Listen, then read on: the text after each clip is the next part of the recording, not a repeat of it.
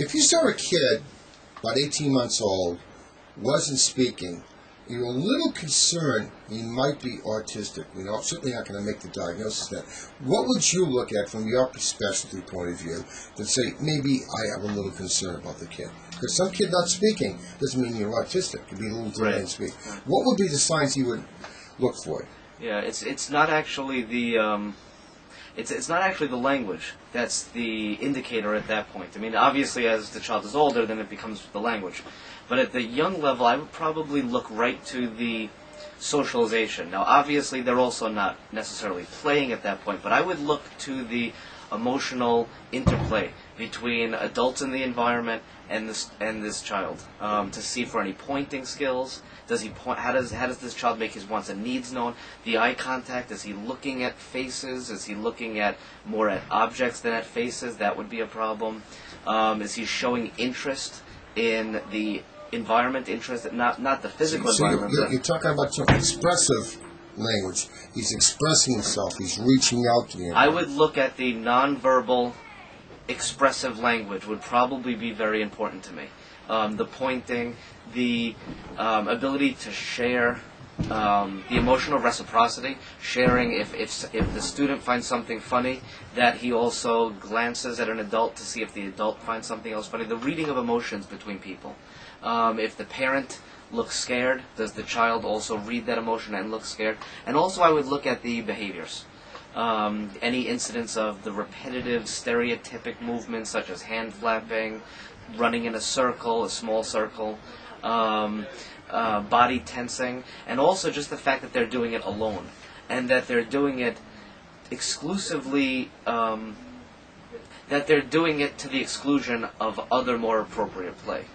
So in other words, doesn't mean the kid is autistic, but it's a little bit of a red flag. I would start to have concerns when I see that lack of social development, or when I'm seeing that lack of appropriate behavior, and in place of that, inappropriate stereotypic behavior. That's when I would start to say, we might want to take a look at something. When the kid gets a little bit older, what more things would you start looking at to say, maybe this kid might have autism? When the kids are older, then, now you're going to look directly at the language. You're going to look. What age would that be? You would say, every child's going to develop at their own typical pace, so it's always hard to say. But approximately, we're not holding if at 2.5, I would say the child has very little to no language. I think that would be a little. I would start to get concerned. Of course, we've checked the hearing. All of those tests have been done, right? I would start to get a little bit concerned. Because even in other developmental disabilities, in some other developmental disabilities, language does develop. So if there's a zero development of language, that would be a problem. But even so, I would look even more towards peer play at that point. Whether or not this 3-year-old, 4-year-old is playing with other students, is showing any signs of interest in other students, in other children, that would start to then indicate to me that there's a problem. In a young child, the more you stimulate a kid, we're taught, the better the kid might be down the road in many areas. Mm-hmm. Obviously, if you don't work with a kid, you're not going to develop some skills. Right. So, in this institution, which is called Eaton 2, you have a big emphasis on a thing called ABA. Mm-hmm. Is that correct? Applied Behavior Analysis. Right. Okay.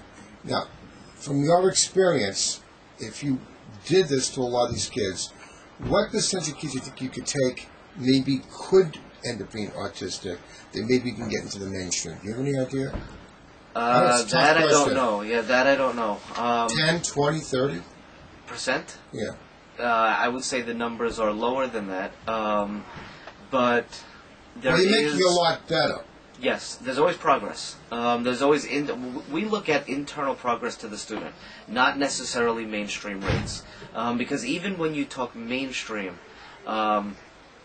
what is mainstream? There's a whole variation of what mainstream can be. The mainstream for one class, mainstream for two class, mainstream for a leisure activity such as karate or swimming versus full school. Now, if you're talking actual losing of the diagnosis, there is evidence to show that applied behavior analysis can work towards that, but the percentages are low, and I always tell parents that that's not where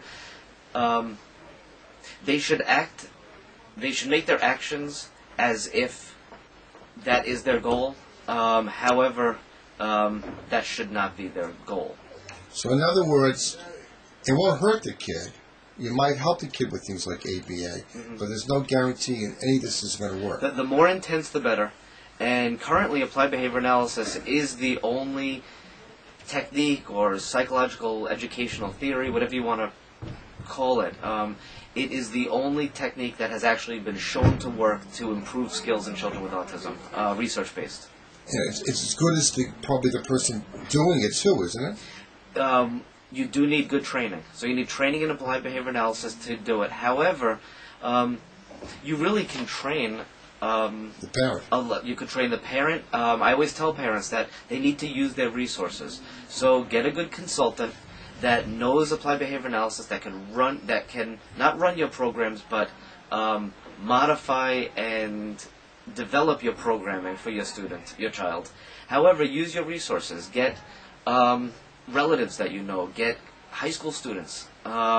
You train them up well through a consultant, and keep the consultant there for monitoring reasons. And you can really increase the intensity by using these other people in the actual training, in the actual delivery of the service. My experience as a pediatrician, I find if a parent is very motivated, and I see the kid has any kind of a problem, I know the better outcome.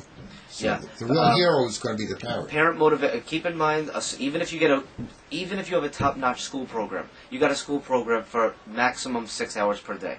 The rest of the day is on the parents. And autism, being a pervasive developmental disorder, means that it's pervasive throughout the student's skills and activities. So what's going to happen is the parent is really the key in getting that done.